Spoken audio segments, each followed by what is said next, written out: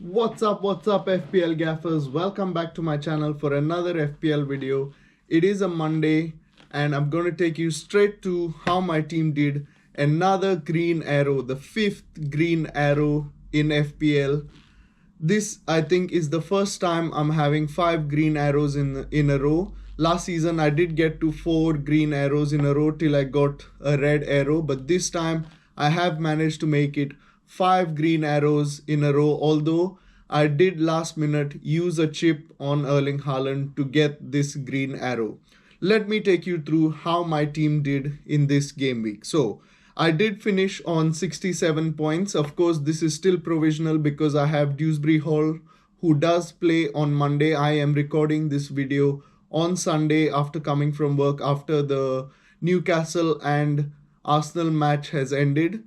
I did finish on 67 points, giving me a green arrow and taking me up the ranks from 500,000 to now about 377k.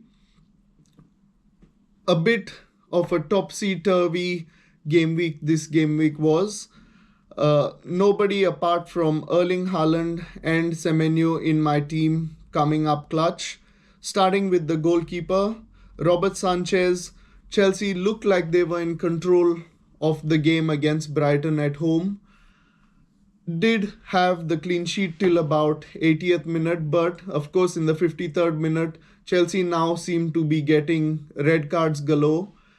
Did get a red card, Trevor Chalobah, so we're down to 10 men.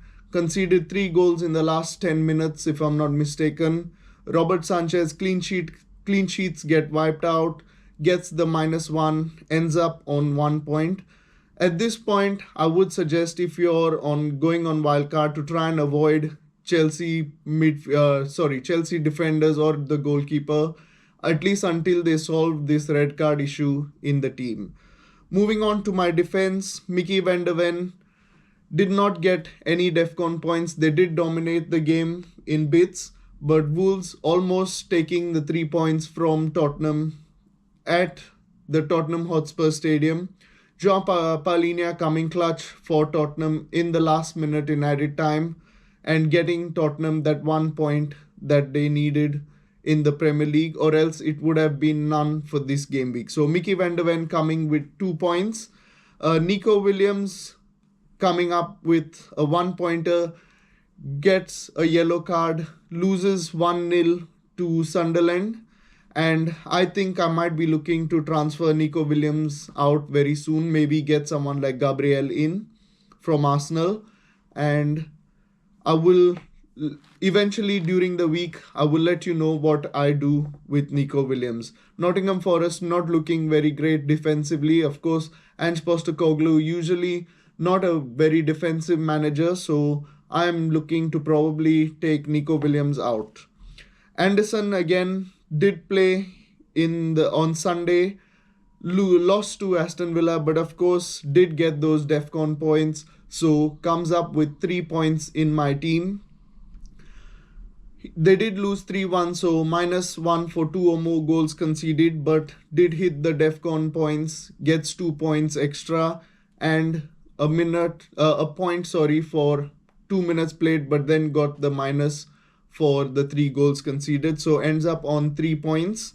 I did, like I said, end up on 67, but this of course is provisional because I have Dewsbury Hall to be played. Now moving on to my midfield, this is a very frustrating pick. It is Bruno Fernandes.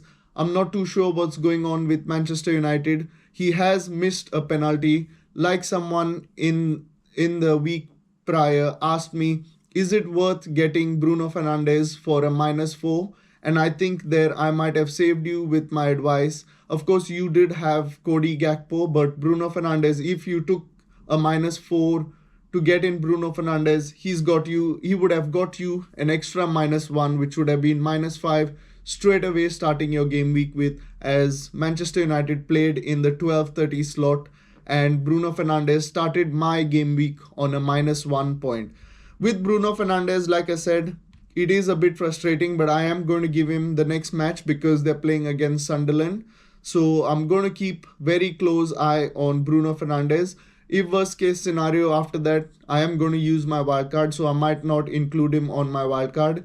If Bruno Fernandes hadn't missed those 2 penalties that Manchester United got, I think the points tally and my rank would have been even better than what it is now. A bit frustrating with Bruno Fernandes, but it is what it is. As you can see, the vice captain's armband with the triple captain chip active was on Bruno Fernandes. So thankfully, Erling Haaland played and smashed it out the park in FPL. My next pick is Antoine Semenyo. He did play in the match against Leeds, played all the 90 minutes, so made 7 points, did also come up with the returns. One of my only players up until now to come up with that return apart from Erling Haaland, who's also in this team. 7 points. Semenyo, very, very reliable player and not looking to go anywhere from Semenyo. So I'm happy with the 7 points. I think by now almost every active FPL manager has Semenyo in their team, and he is a good pick.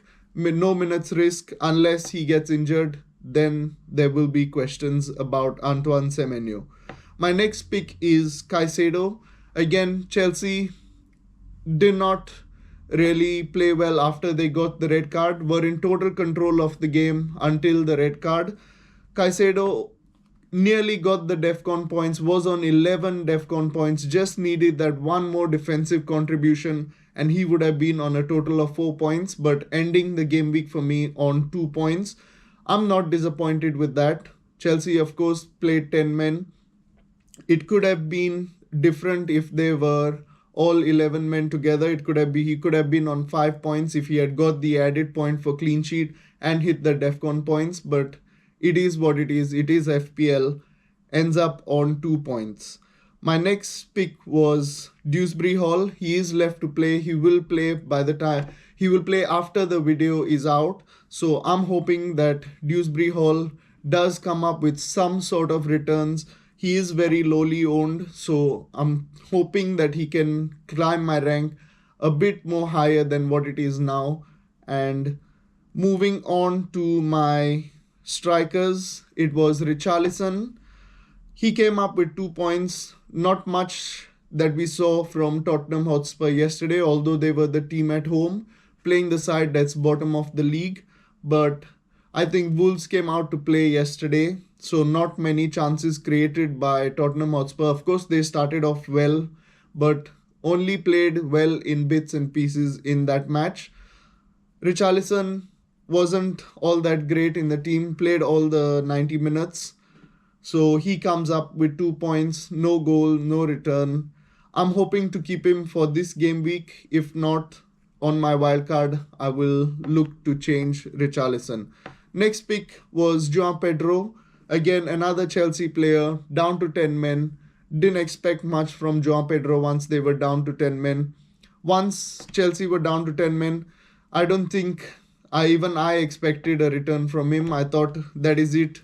All we have to do is probably try and defend, at least keep the 1 goal difference and try and win that match to get the 3 points. As you may know, I'm a Chelsea fan.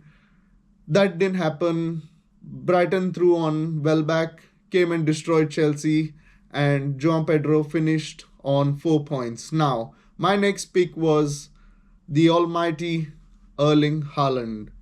Finished on a whopping 48 points. This is mainly because I chose to make him my triple captain. This was a last minute decision. Of course, guys, for my last minute decisions on my channel, I have the community page as well. So anything last minute, I will post on the community page, as well as just before the game week or before the deadline, 1 day or 2 days prior, I will post things like who is your captain, what is your chip for this game week. If you come through that page, please make sure you answer that poll. I will put it in the form of a poll. So please try and answer that so we all know what we are doing for the game week. And on the bench, then I had Dubravka. Of course, played Erling Haaland. Comes up with the 1 point. Now my next bench player was Mark Gahey. I was never going to play him knowing how Liverpool play, but of course, if you take the risk, you get the reward. I certainly didn't want to take the risk because I know I wouldn't be able to cope with that risk if it went bad. So I benched Mark Gahey. He comes up with 7 points.